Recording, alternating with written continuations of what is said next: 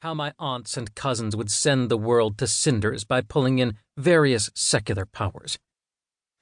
Perhaps more reasonably feared if the powers who built roads instead of weaved magic became convinced that my house, the mighty house of Ordred, had weakened to a critical point. Our annihilation had usually just been furtive Chapwin church talk, or so I had always been told. But trying to eliminate our entire tribe, the same tribe that once rose legions of skeletons with a wiggle of an onyx-ringed finger, the people feared it would merely provoke us into summoning more unearthly allies. No, a good sheep of the new land would prefer if incorrigibles would just die in jail, or maybe unclog their plumbing and then vanish until needed again. Though I was from a lower branch, it boiled me that some referred to my kinsmen with the blissful condescension of one who's never had a knife to their neck.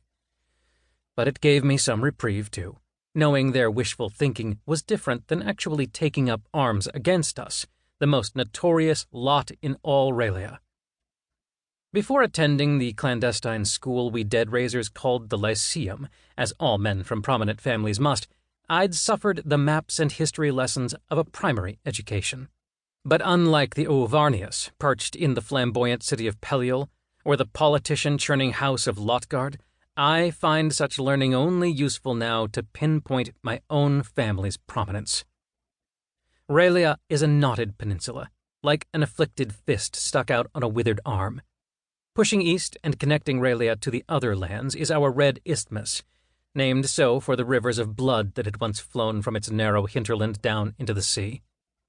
At this east, our lands meet the world of Azad, a desert kingdom littered with pit fires and bulb-topped minarets built low to the sand.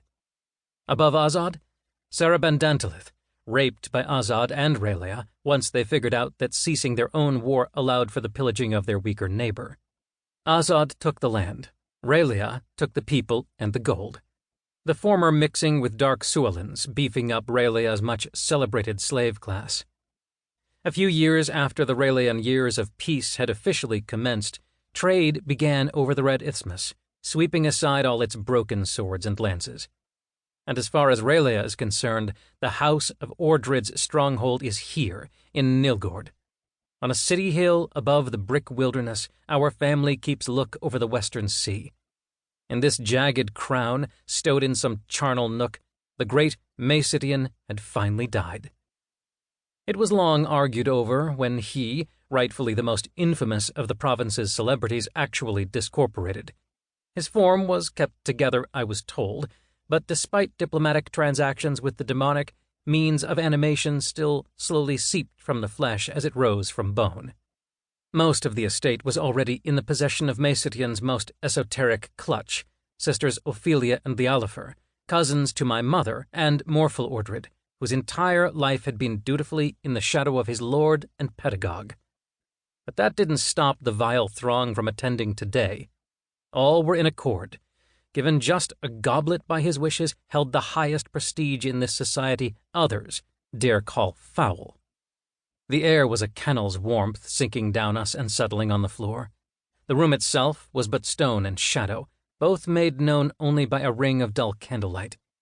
In this ring's center, attendants pulled chairs out from under the other, bites were delivered and tended to, and murmurs slithered amongst the bequeathings yet to be. The barrister, looking as if batting away thoughts of being skewered, readied himself and continued reading the last will and testament of Maecidion the Virulent. When Maecidion's familiar was read off to anyone other than an Ordred, the only thing that brought me to a fuller froth was that it went to Dinaruf Bellote. Bellote! A self-important narcissist who cared about such frivolities as charm spells. For pursuing a discipline outside necromancy he was especially hated. His dimmer critics obsessed over this feat, and obsessed all the dimmer that those who didn't join them in their disgust had been in fact charmed themselves. I joined them, that and then some. Arrogant, Bellote's silk swayed as he strutted up and seized the imp in its cage. Bellote, that prancing girl, I thought, reeling back to spit. Imp belongs in the family. I watched him until he sat back down to preen his sash and cross his legs like an